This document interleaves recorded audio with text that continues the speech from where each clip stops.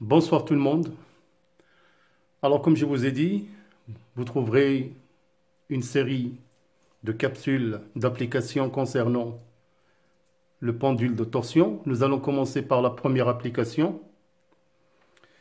Un pendule de torsion est constitué d'un fil métallique de constante de torsion C et d'une tige AB homogène et de moment d'inertie J delta égale 10 puissance moins 3 kg mètre carré par rapport à l'axe delta vertical confondu avec le fil et passant par le centre d'inertie G de la tige. On fait tourner la tige AB horizontalement dans le sens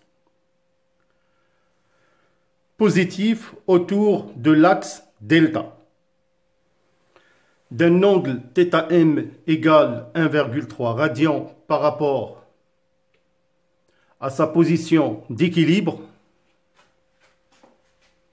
puis on lâche sans vitesse initiale à l'instant t est égal à 0. On néglige les frottements. Question Q1.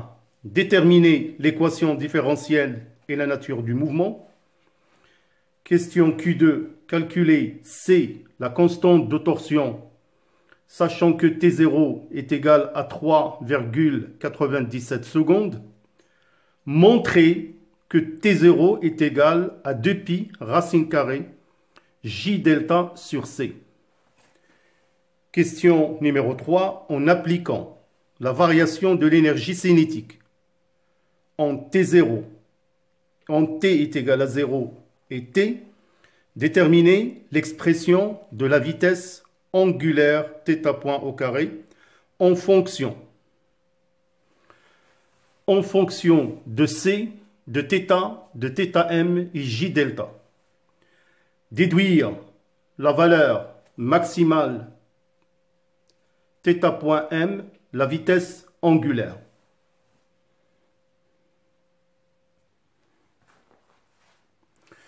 Alors donc pour répondre à la première question, l'équation différentielle. Alors tout d'abord, le système étudié, bien évidemment c'est la barre AB. Bilan des forces, la barre est soumise à son poids P, la tension du fil métallique et bien évidemment à MC, le moment du couple de torsion.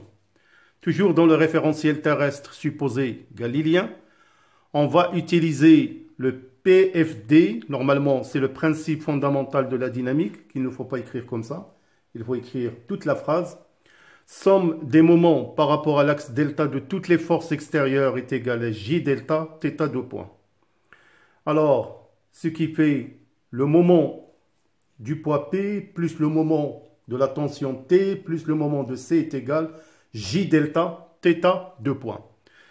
Voyons que la direction des forces T et P sont parallèles à l'axe delta, donc leur moment est nul. Donc le moment de P est égal à 0 et le moment de T est égal à 0, ce qui rend l'égalité égale MC égale J delta θ 2 points.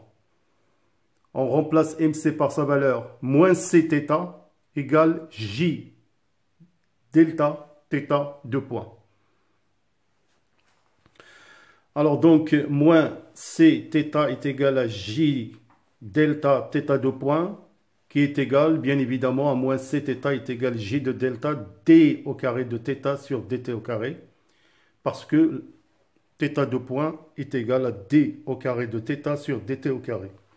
Alors, on obtient l'équation différentielle D au carré de θ sur dt au carré plus C sur J de delta θ est égal à 0. Alors on peut déduire que c'est une équation différentielle du second degré.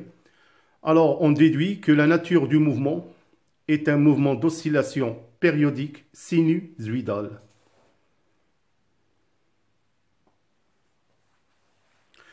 Alors calcul de C, la constante de torsion.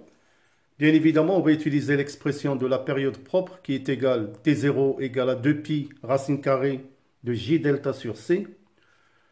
Donc T au carré égale à 4 pi au carré J delta de C. On déduit la valeur de C égale 4 pi au carré J de delta sur T0 au carré.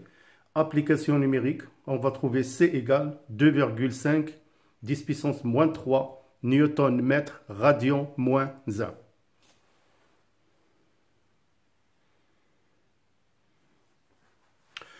Alors nous allons montrer que la période T0 est égale à 2 pi racine carrée de J delta sur C.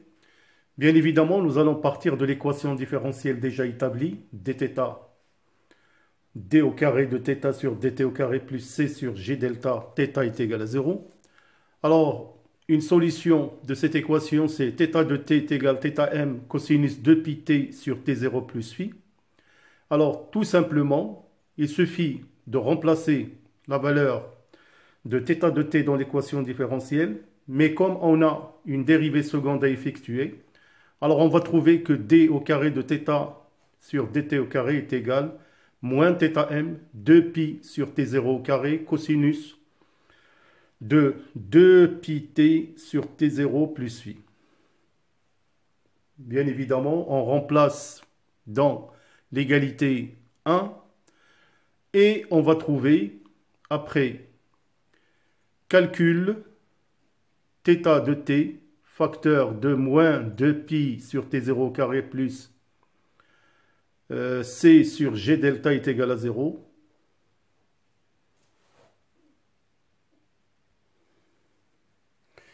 Alors ce qui donne moins 2 pi sur θ0 au carré plus c sur g delta est égal à 0.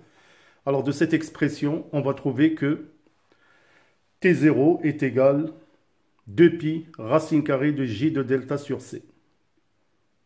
Bien évidemment, je vous laisse le temps de refaire les calculs par vous-même. Alors pour la question 3, on veut déterminer la vitesse angulaire maximale en utilisant la variation de l'énergie cinétique. Alors il faut savoir bien évidemment que la variation de l'énergie cinétique est égale à la somme des travaux des forces extérieures. Bien évidemment entre l'instant T0 et à l'instant T. Alors la variation de l'énergie cinétique, c'est 1 demi G delta θ point au carré moins 1 demi G delta θ 0 point au carré, qui est égal au travail du poids, de la tension et du moment du couple appliqué. Alors, on voit que le travail du P de P et de T est égal à 0, car leurs points d'action sont immobiles. Alors, à l'instant T est égal à 0, on a θ point, la vitesse angulaire est nulle, parce qu'on lâche la barre sans vitesse initiale, ce qui donne 1 demi G de delta θ point au carré est égal au travail du moment du couple de rappel. Alors, 1 demi G delta θ point au carré est égal à 1 demi C θm au carré moins θ au carré. Donc, θ c'est l'amplitude maximale moins θ à l'instant T. Alors, on sait que θm est maximale, l'amplitude c'est quand θ est égal à 0, ce qui donne l'égalité 1 demi G de delta θ m vitesse angulaire maximale égale 1 demi c θm au carré. Alors de cette expression, on déduit que la vitesse angulaire maximale θm est égale à θm racine carrée de c sur j de delta. Alors on déduire la valeur de la vitesse angulaire θm. Bien évidemment, on va utiliser l'expression θm point égale θm racine carrée de c sur j de delta. Il suffit seulement de faire une application numérique pour trouver que la vitesse angulaire maximale θ point m égale à 2 radians par seconde. Alors voilà mes chers élèves, une application concernant le pendule de torsion. En attendant une autre application pour que vous puissiez bien maîtriser cette partie de la mécanique, je vous souhaite une bonne préparation, portez-vous bien, bonne soirée et à bientôt.